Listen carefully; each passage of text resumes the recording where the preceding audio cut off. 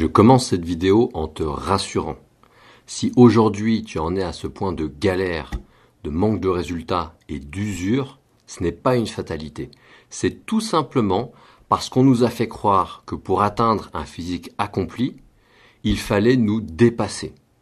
Le dépassement de soi, c'est ce que tout le monde fait et c'est ce qui ne marche pas, je vais te le prouver dans cette vidéo. Ça veut dire quoi faire des programmes d'entraînement au dépassement de soi? Ça repose sur l'idée que pour progresser, on doit épuiser nos ressources. Donc, on va faire des programmes d'entraînement où on va chercher une stimulation maximum du corps à chaque séance, soi-disant pour obtenir des gains maximum. En réalité, c'est un mythe, et pire qu'un mythe, c'est un cercle vicieux, mais je ne vais pas te faire que te donner mon avis, je vais te le prouver par des faits qui te permettront de te faire ton avis toi-même sur la question. En parlant de faits, on pourrait en voir plein, il y en a à l'appel, mais je pense que tu préfères que cette vidéo soit courte et qu'on aille à l'essentiel. Par conséquent, je vais te montrer les 3 plus évidents. Premier fait qui relève du bon sens, c'est que sans le boost du dopage, ton corps a besoin de préserver au maximum ses ressources pour pouvoir les utiliser à faire des gains. Et ça paraît évident, mais quasiment personne ne respecte ça dans la musculation. Pourquoi? Parce que la plupart des gens s'imaginent que c'est pendant la séance que le muscle s'hypertrophie. Non, une séance, ça crée pas l'hypertrophie, ça la prépare. On va stimuler le corps pour qu'une fois qu'il arrive au repos, ce qu'on appelle le contexte de récupération, cette stimulation va se traduire en gain grâce à des réactions chimiques très précises. On en reparle dans un instant. Et si la séance est une question de stimulation, et bien là, on est obligé d'aller voir la loi de performance humaine qui a été établie par Yerkes et Dodson en 1908. Ça fait plus d'un siècle et elle a été constamment revalidée depuis. C'est que un être humain, si on le stimule faiblement, il va pas avoir envie de passer à l'action, il sera pas motivé, il sera pas énergique. Maintenant, si ce stimulus, il augmente, il va passer d'un état inactif ou voire mollasson à un état performant. Là, il va avoir du peps, et que ce soit une activité cognitive, au travail par exemple, ou que ce soit une activité sportive, il va avancer, il va progresser, il va être performant. Par contre, si le stimulus continue de s'élever, ben là, la personne va rester relativement performante. Par contre, elle va commencer à payer un coût. C'est notamment le fait d'être stressé au travail, c'est notamment le fait d'être fatigué de ses séances. Et si on augmente encore le stimulus, on va arriver à un point de surmenage, voire de rupture. Au travail, ce serait le burn-out, par exemple. À l'entraînement, ce serait le surentraînement. Donc ça, encore une fois, c'est très simple, très intuitif à comprendre. Tout le monde peut l'assimiler par du bon sens. Et déjà, dès maintenant, on sait que se surstimuler, aller chercher une stimulation maximum du corps en séance, ça ne peut pas marcher, ça ne peut nous amener qu'à nous surmener et au point de rupture comme la blessure, par exemple. Allons un peu plus loin, enfin quoique, faisons d'abord une conclusion là-dessus. Pour progresser, on vient de voir que c'est tout le contraire, on a besoin de préserver nos ressources, on a besoin d'en rester à un stimulus optimal. Et moi, en musculation, je parle d'une stimulation efficiente, ça veut dire quoi? Ça veut dire qu'on stimule puissamment le corps et en même temps de manière économique, pour que nos ressources économisées nous permettent de faire des gains en récupération, on va le voir dans un instant. C'est ça qui permet donc les gains maximum au moyen et long terme et la fortification du corps. On l'a vu, l'entraînement, c'est une question de stimulation et c'est nécessaire pour que quand on arrive en récupération, on fasse des gains. Donc, qu'est-ce qui fait une bonne stimulation? C'est la physiologie qui va nous le dire. C'est pas des avis, des croyances, des moi je crois que. Non, on regarde la science ici dans cette vidéo. Le b.a.-ba physiologique de l'hypertrophie, si tu es un pratiquant naturel, c'est 2 choses très simples. Dans un muscle, il y a plusieurs types de fibres et c'est uniquement les fibres rapides qui s'hypertrophient de manière significative. Donc c'est uniquement celles-ci qui vont te permettre de voir ton muscle grossir de semaine en semaine. Autre chose très importante à comprendre, c'est que ces fibres rapides, comme n'importe quelle autre fibre d'ailleurs, elles ne se contractent pas tout seules. Il faut que tu les contractes volontairement et donc en physiologie, on dit qu'il y a un influx nerveux qui part du système nerveux vers la fibre musculaire, vers le muscle pour qu'elle se contracte.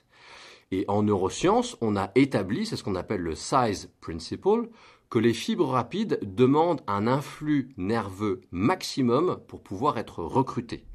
Ça, Rien qu'avec ça, on peut déjà comprendre beaucoup de choses.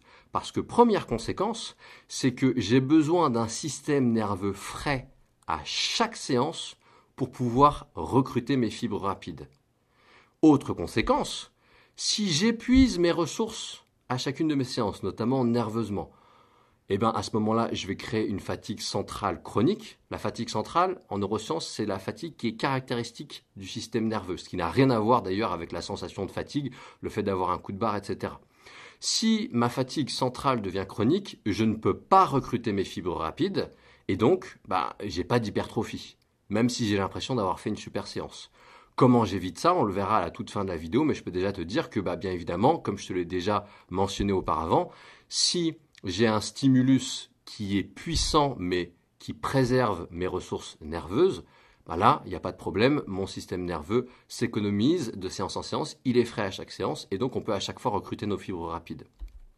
Deuxième élément, ça c'était la stimulation pendant les séances. Maintenant, en contexte de récupération, là où les gains se produisent, il est important de comprendre qu'au niveau physiologique, le corps, soit il s'active, il est sur une activité où il peut être performant, on l'a vu s'il y a le bon stimulus, soit il se régénère, il est au repos. Ça se passe grâce à deux systèmes différents, le système sympathique et le système parasympathique. Concrètement, tu ne peux pas être en train de faire une séance de musculation et somnoler ou même dormir, c'est pas possible. Maintenant, pourquoi c'est important de faire cette distinction? Parce que le système sympathique, plus je l'active de manière forte et fréquente, plus pour être disponible, il va endormir le système parasympathique, il va inhiber le système parasympathique et tous les systèmes qui dépendent du parasympathique, notamment le système immunitaire.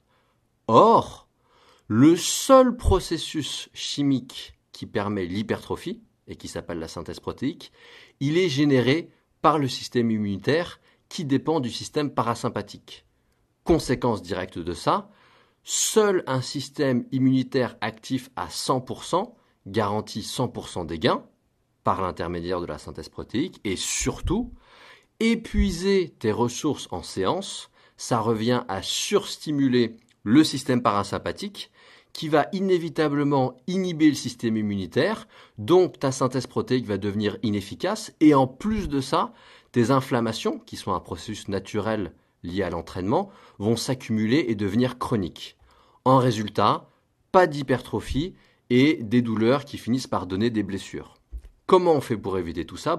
Comme précédemment, on a un stimulus optimum qui n'est pas maximum et du coup, on peut ainsi garder une bonne activation de son système parasympathique, donc une bonne activation de son système immunitaire, donc une synthèse protéique efficace, et donc la stimulation qu'on a créée dans nos séances, elle peut se traduire en gains et nos muscles peuvent enfin grossir. Conclusion maintenant de tout ce qu'on a vu dans cette vidéo.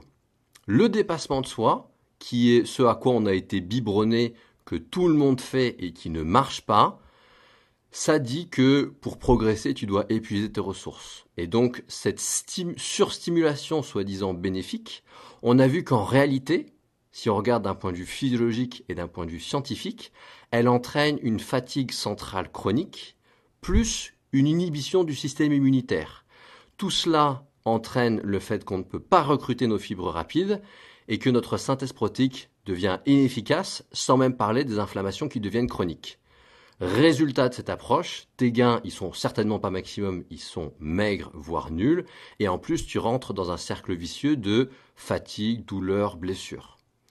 À l'opposé de ça, on a vu qu'il y a des méthodes, en tout cas moi j'ai créé la méthode des joyeux musculeux, il y en a peut-être d'autres mais je les connais pas, qui sont basées sur le fait que pour progresser, tu dois préserver tes ressources comme la physiologie du corps humain nous l'apprend.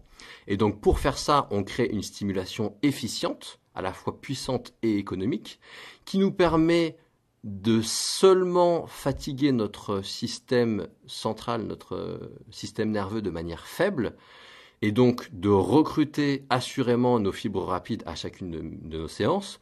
En parallèle, notre système immunitaire, il reste actif à 100%, et donc non seulement on a une synthèse protéique 100% efficace, et en plus on régule bien nos inflammations, donc on n'a pas les problèmes de douleur et de blessure.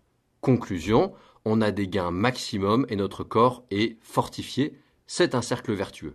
CQFD, puisque c'est exactement ce que je t'ai annoncé en début de vidéo et que je t'ai promis que je te démontrerai par A plus B.